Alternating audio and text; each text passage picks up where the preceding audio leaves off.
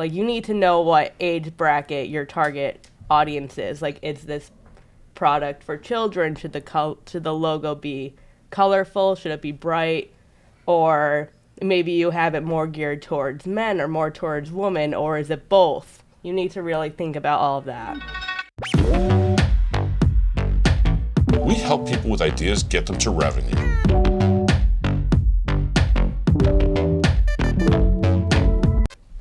Hello, welcome back to episode 4 of season 2, 52Launch podcast. I'm Jalen, the marketing specialist here, and I'm joined with Jess. Hi, I am Jess. I am the graphic designer and web designer at 52Launch. And today we're going to be discussing a logo design crash course, and we'll kind of walk through the world of brand identity, logos, and how we tie all of this together when creating logos for our clients. We're going to kind of get right into all about logos, kind of deep dive into branding and what goes behind them. So first of all, why is a logo so important to your company or a business in general? Yeah, so logo is a must for any business. Essentially, it's the first impression of your business. It sets a base for branding and marketing and advertising, and it can be used to help distinguish from your competitors. So its purpose is to really tell your customers who you are, what you do. It has to be professional looking so that it builds instant trust and so that customers will remember your brand.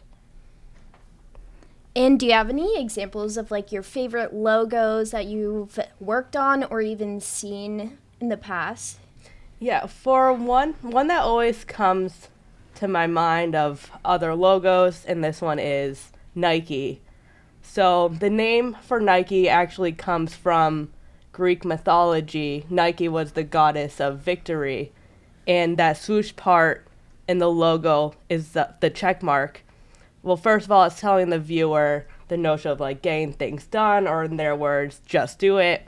However, if you look at the statues of Nike, you can actually see that shape also mimics her wings.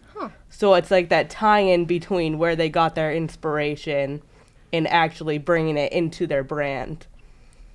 And the swoosh also like conveys speed and motion, and they present that in such a minimal and simple way so that when you just see that swoosh, you know instantly that's Nike. You don't have to have the word Nike in their branding at all times. Yeah, that's super interesting. And kind of going off of that, is that something you kind of do with any logos that you do design? Do you do that kind of research, or what goes behind the scenes? Yeah, of course. It all depends on what the company's, what they want to get across, their mission. Sometimes I'll look for symbols to tie into their logo. Yeah, and sometimes our clients will come in and already have an idea of what they do want, or they'll have an idea of exactly which logos they do like, and they kind of give us a basis for that. But we also do look through target audience and brand voice to influence the logo and branding process. Do you have any information about that? Yeah, so for finding your target audience, that's really important when you start the logo design process. For target audience, you need to know who will be using the product or service. Like, for example, like you need to know what age bracket your target audience is. Like, is this product for children? Should the logo be colorful? Should it be bright? Or maybe you have it more geared towards men or more towards women, or is it both? You need to really think about all of that. And for the brand voice, that is something you can find out from your target audience. So the voice is the personality of your brand, and that will be conveyed through communication, whether that's social media, your website, through advertising. Like, should your voice come across as serious, or should it be fun? Should it be humorous or casual, informative? So whatever voice that is, you have to have that shown in your logo as well so that your brand is consistent. Yeah, of course. And do you ever see that sometimes competitors affect your logo and branding? Yeah, it is important to look at your main competitors because the goal here is to really differentiate your brand from them and stand out in the market. So this could mean using different colors as them, using different shapes, different icons. Like this is just a broad example, but say you're opening a bookstore, you might think to just like use a book in your logo. Yeah. But like if you look at competitors, that's a pretty common thing to do. So maybe you don't want to include a book icon in your logo. So you can come up with something a little more abstract or unique to stand out from those that did. Yeah, of course. And then slowly going into our last topic, we're going to be kind of diving into more of the branding and the elements that go into your logo. So first and foremost, how do you choose like what style font to use for a logo? Yeah, so there are a lot of different fonts, styles that you can use in logo design. I'll only bring up a few of them. There's a lot. Yeah, there's a lot. So I'll talk about like serif, sans serif, script. You should use the one that matches your brand's personality. So like with serif fonts, those are the ones that have like the little tails that come off of the letters. So if your brand voice and personality is like more formal or elegant, professional, you may want to go with that style. Some example of companies that use this, a lot of law firms use it, luxury brands like Vogue, Time, Gucci, they all use serif fonts. They come across as like classic, luxurious, timeless. And for sans serif fonts, the ones without those little tails, they're more minimal. They can come across as more modern, friendly, approachable. These are actually very popular amongst tech companies like Facebook, Google, Netflix, Microsoft. They all use sans serif. And also, say like your audience is for children, you may want to think about using sans serif because they're a lot easier for them to read. And for script fonts, those are in cursive, and those are ideal for brands that want to come across as like more elegant or artistic, romantic, or even classic. Like Coca-Cola uses it, Disney, Sharpie uses it. But it works best if your company name is short because you want to be able to read the name at a really quick glance and if scaled down. Otherwise, it could be a little hard to read. Or you could even like mix and match using two different styles. Like say you have a tagline, you can have like a sans serif tagline but a serif logo. Yeah. To help really contrast between the two. And how do you choose kind of like what colors the logo should be? Do you kind of have an idea or do you look up references and stuff like that?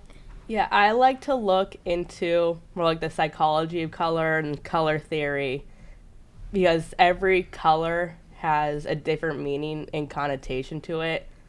Like red is for like passion or strength. Green you see a lot in like nature or like freshness if you want to convey that. Purple is popular for luxury brands. White comes across as like clean, purity. But you also have to look into your target audience when it comes to this because for us, white may be associated with purity, but it's actually associated with death in some Asian countries. So you don't want to convey that wrong emotion, negative connotation, if your target audience is in that part of the world. So it's important to choose the one that connects best with your audience. And overall, what are some do's and don'ts of logo design? I will start with the don'ts. So one thing I see sometimes like having too many words by squeezing a lot of words into one logo, you really complicate it, and it can be hard to read at a smaller scale. Also, too many colors. Colors do help a logo pop, but having too many can make it look messy. And if you want to get it printed onto a product or do some sort of merchandise, it can be pretty costly. And also using too many fonts. You generally shouldn't use more than 2 fonts in your logo, because having too many typefaces can make your logo look cluttered, hard to read, and it could really hurt your brand recognition. Yeah. And another thing is to be sort of wary of following trends. So if you follow a current design trend, you risk the possibility of looking outdated much quicker than one that doesn't follow a trend. And this may you may have to redo your logo, and you would break whatever brand recognition that you built. Yeah, exactly. Yeah, so if you do follow a trend, maybe you'd sort of mix it up with something that's a little more timeless as well.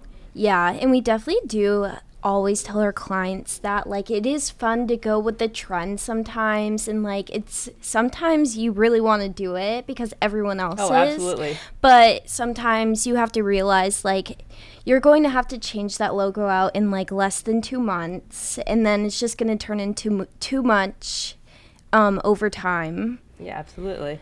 But I guess we can also go into some of the do's of logo design.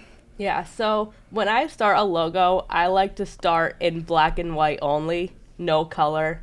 It's important to know that your logo is going to look good and still be recognizable if it was ever shown in just black or just white, because sometimes it will be printed like that. And another thing is you should create variations of your logo and not just have one static logo that you put on everything, because that might not look good if it's for your website, business cards, social media banners, or profile pictures. You want to be able to put the logo into many different types of spaces. So you should have a version that works in long, narrow spaces, or more square spaces, circle spaces, and also a version that if scaled down, it would still be recognizable.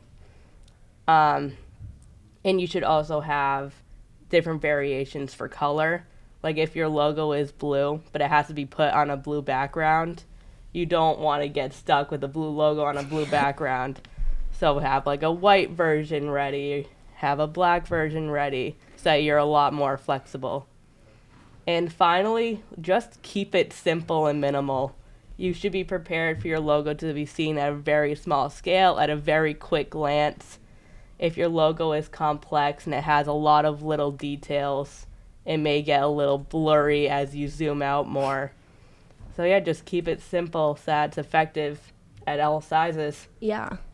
Well, thank you, Jess, for joining us for this episode of the podcast, and thank you so much for watching. If you want to see highlights of this show or learn more about us at 52Launch, be sure to check the links below or find us at 52launch.com, and we'll be posting once a month, so stay tuned. Bye. Bye.